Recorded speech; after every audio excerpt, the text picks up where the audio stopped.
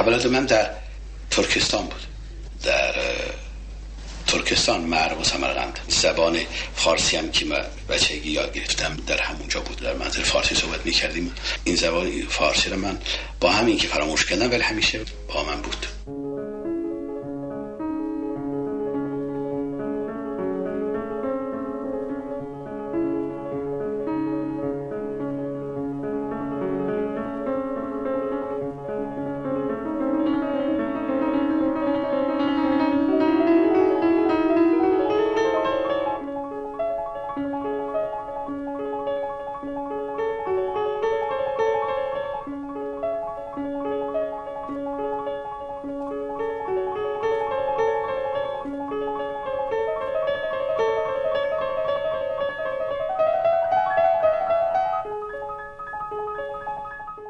بعد رفتم مسکو برای تحصیلات متوسطه. وقتی تحصیلات متوسطه من تمام شد در 1922 من از مسکو خارج شدم، آمدم به برلین. هرچند که در مسکو من ویولون یاد میگرفتم، وقتی آمدم برلین و وقتی که اونجا به کلی خودم دادم به تحصیلات موسیقی.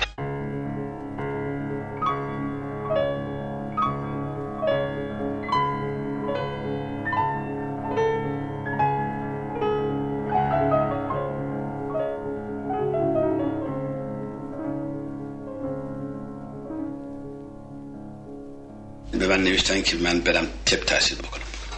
طب با طبیعت من نمیساخت.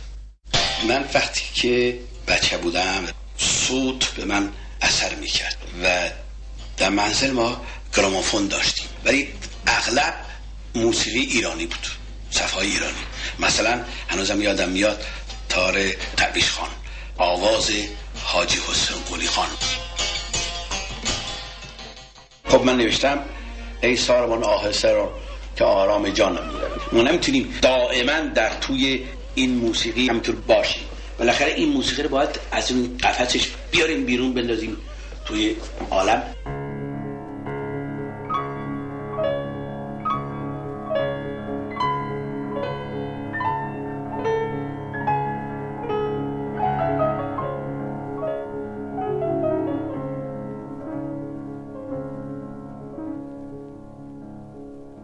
موسیقی یعنی چی؟ موسیقی یعنی اثر بکنه به روحیت شما. موسیقی یعنی الهام.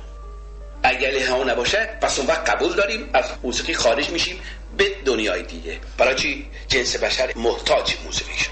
این یک چیز ذاتی است. همونجور که ما خوراک لازم داریم، همینطور ما خوراک روحی لازم داریم. امروز ما در افول هستیم چون که روح مادی ما را احاطه کرده و وقتی که در روح مادی شما احاطه بکنید هیچ موسیقی الهامی بیرون نمیاد.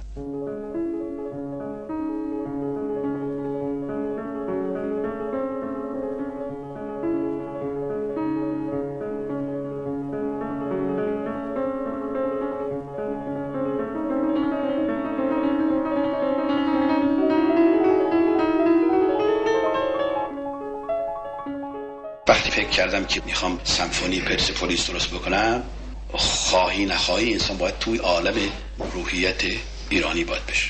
در تمام آثاری که من نوشتم میبینید که ریشه ایرانی توش وارده.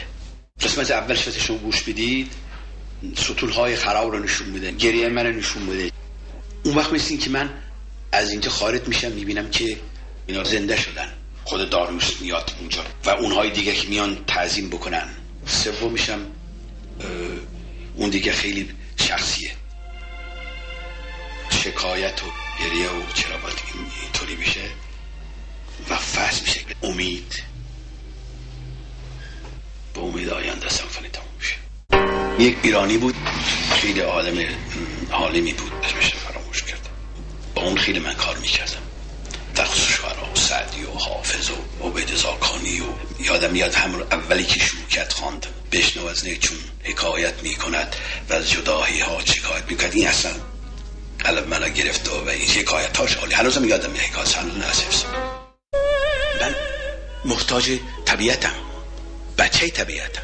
گلها را نگاه کرد، آواز بلبل‌ها را شنید، زندگی ما در هی روز به روز مصنوعی میشیم و خود ما هم مصنوعی داریم میشیم. هیچ کس امروز وقت نداره اقلا طبیعت هم نگاه بکنه، گوش بدن. امروز از طبیعت دارن خارج میشن.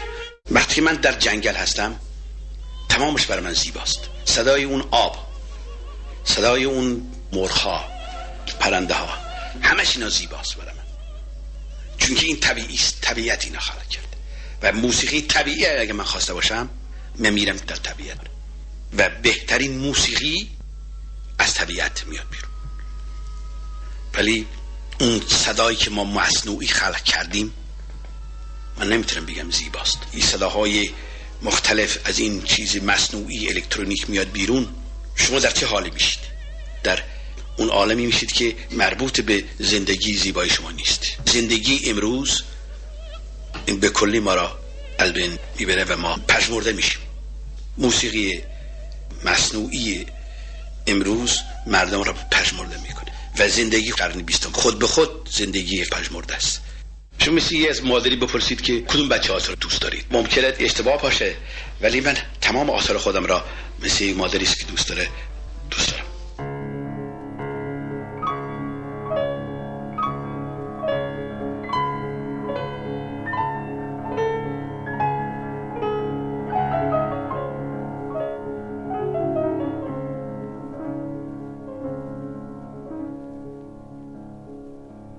من مردم ایران را خیلی دوست دارم و ایران را دوست دارم و وقتی که ایران دوست داره شما مردمانش هم باید دوست داشته باشه و خیلی هم تأسف میخورم که زندگی یک طوری پیش آمدی کرد که من دور از ایران بودم و نتوانستم یک سفری اونجا بکنم.